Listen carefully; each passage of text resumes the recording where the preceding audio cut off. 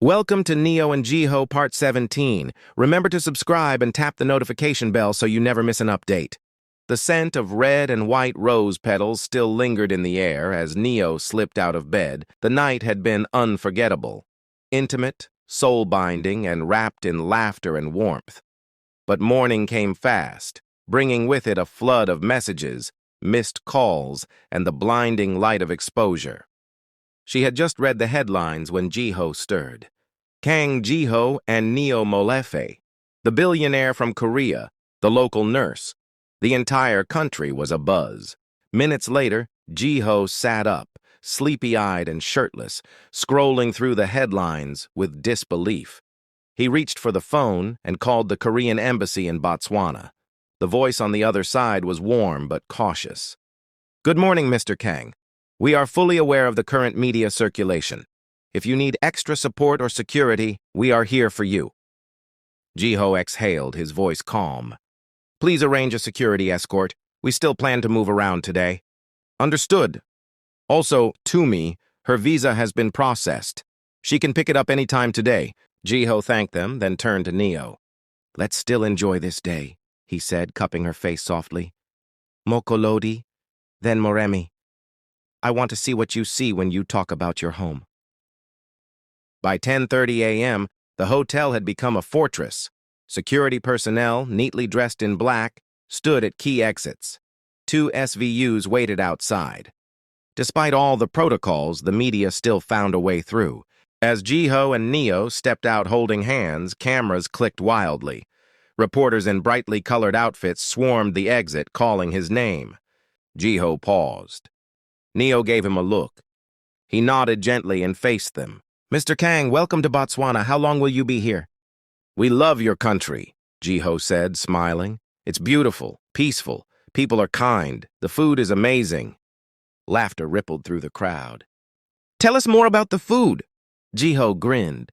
"I had beef stew yesterday, eaten with the hands, not with a fork. Neo taught me. It was wonderful. I think I overate." The reporters chuckled. Then one bold journalist raised her voice. "Is Miss Molef your girlfriend?" Jiho looked at Neo, whose cheeks flushed, then back at the crowd. "She's the love of my life." The crowd gasped. Some women squealed. In less than 15 minutes, that clip had gone viral across southern Africa.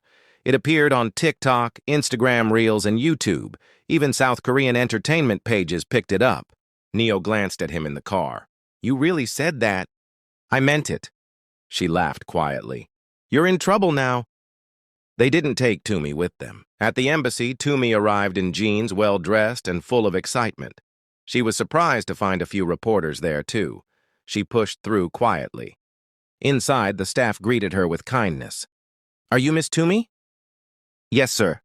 "Here is your passport. The visa is inside. Everything is ready." "Thank you." As she stepped outside, 2 women approached her. "Are you the one going to Korea with Neo?" Tumi smiled. "Yes." "Hey, you are lucky.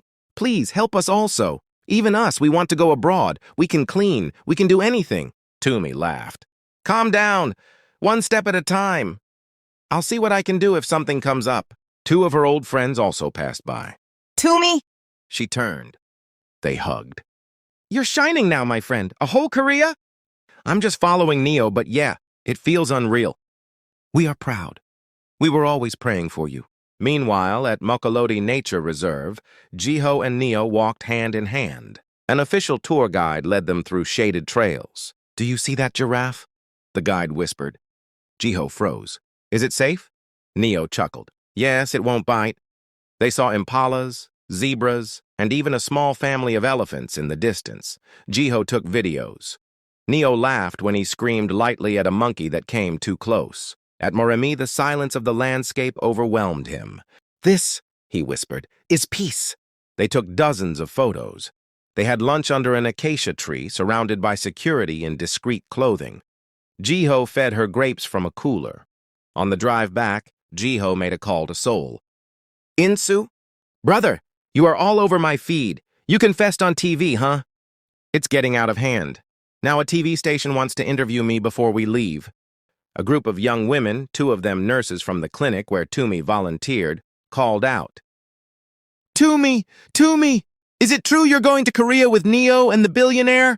She waved, laughing. Guys, it's not like that. Yes, I'm going. But Neo and Jiho are the ones... You know. They giggled. One leaned in. Maybe you can find me a Korean man there. Even just to say hi. First let me breathe, then we talk, Tumi joked. They continued chatting for a bit. Then, as she stepped out with her stamped passport, another small group waited by the roadside. They weren't friends. They were neighbors and familiar faces from the local community church. Children gathered around her, holding handmade cards. Auntie Tumi, you will go with Auntie Neo. Yes, she answered softly, touched. But I will still come back and visit, I promise. One mother stepped forward. You always helped our little ones when they were sick. Now we hear you go with the billionaire. Maybe you speak for us? Tumi placed a hand over her heart. We already spoke with Neo. She cares. When we get settled, we will see how we can help. Even from far. They smiled, moved. Later that afternoon, at the modest church where Tumi was once known as Sister Tumi, she lit a candle quietly. Pastor Modise greeted her with open arms. We are so proud of you, he said. We will come tomorrow, she told him. Neo and Mr. Kang Jiho, too. Pastor Modise nodded, smiling. Then we prepare the front row. As the sun began to set, casting a golden hue over the reserve, Jiho and Neo stepped back into the black SVU waiting by the gate. The guards opened the doors, and Jiho offered his hand. I saw animals I only knew from books, he said. And I saw a side of you I didn't know I needed, Neo replied. Their laughter echoed as they drove off, the security car trailing behind. And in the air, the promise of something beautiful lingered, stirred gently by the Botswana wind.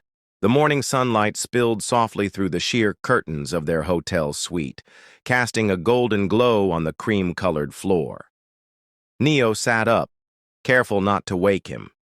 The beauty of the previous day was still soaking in.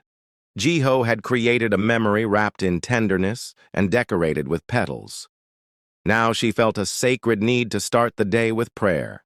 Jiho opened his eyes slowly. She was already brushing her hair by the mirror. Are we really going to church? He asked with a sleepy smile. Neo chuckled. Yes, we talked about this. Prayer is a part of me, of us. You said you wanted to know my world, remember?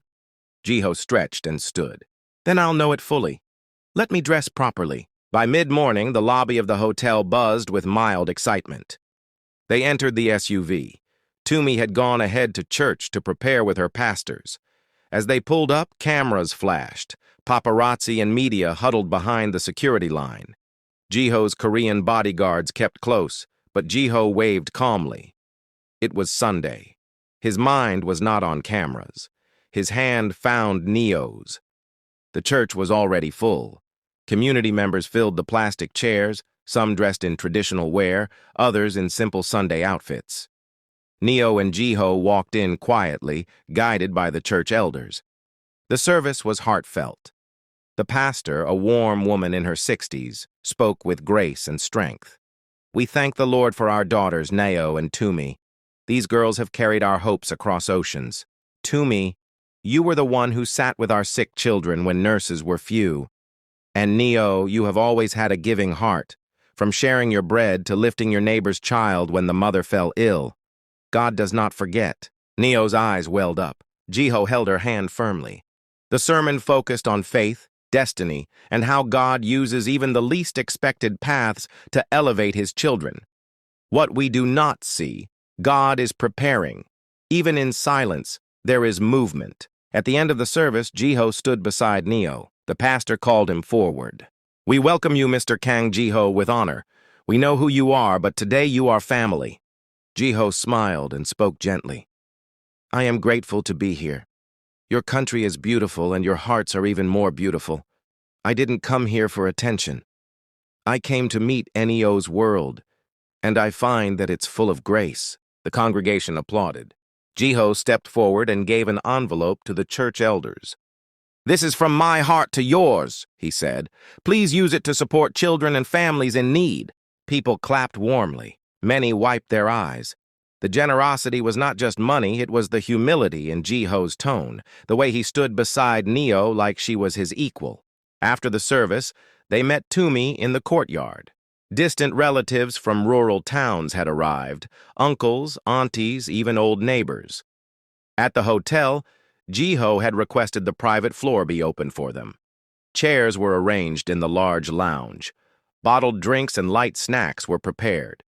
Some relatives spoke English, others did not, but the room buzzed with warmth. Jiho, ever gracious, shook hands, bowed gently, and sat among them. Laughter filled the room. One elderly aunt, who wore a colorful scarf, pulled Neo aside and whispered, "Is he really the one from TV?" Gina's father tried to lift his hand again. It twitched slightly. Jiho handed Neo a small envelope earlier. Inside was money meant for anyone in the family who needed assistance. Neo quietly pulled aside a cousin whose school fees were pending, an uncle who was struggling with house repairs, and an old friend with 3 children. She placed folded notes in their hands. "From both of us," she said. "Use it well." The family embraced her. Many of them had come from far. They were going home with joy, stories, and gratitude. Jiho sat with a small group and cracked jokes. "I'm still trying to eat your food properly," he teased, miming eating with his hands. They all laughed. "I'll teach you again next time," said one of the cousins. Even those who didn't speak English watched Jiho with admiration. His smile spoke a universal language. By late afternoon, the relatives began to leave. One by one, they hugged Neo, some tearing up. Jiho walked them to the elevators, thanking them for coming. As the evening settled, the hotel staff brought tea. Jiho sat beside Neo, his hand resting on hers. "That was something," he whispered. "It was my world," she said softly. "And I love it," he replied. The night air in Seoul held a rare stillness as Yura stood by the floor-to-ceiling windows of her penthouse suite. The city lights twinkled like stars fallen to earth, yet her eyes were locked on the glow of her phone. She had been following every whisper, every post, every photograph from Botswana. Neo and Jiho were not just in love, they were becoming a symbol of it. It burned her. Her engagement had shattered. Her reputation was bruised. And Jiho, the man she had once held like a prize, had replaced her with a girl whose name was now being sung across continents. She tightened her fingers around the glass in her hand, cold water trembling as she moved across the room. "He needs to come back," she whispered. "He doesn't belong there." She didn't need to harm anyone, just shift the balance, just long enough to remind Jiho where his world was and who had always been part of it. The maid at Jiho's grandmother's house still owed her a favor. A subtle message was sent to Jiho's private line just before midnight. Short, innocent. "Halmoni is not feeling too well tonight. Maybe someone should check in. Her heart feels weak." Neo was already asleep, curled beneath the soft cotton sheets in their hotel suite. Jiho sat up slowly from his chair by the window, frowning. He read the message again. Then he called Insu. "Hyung, go check on her right now. Don't wait." Insu didn't ask questions. Within 20 minutes, he was at the grandmother's residence. The old woman had collapsed earlier that evening.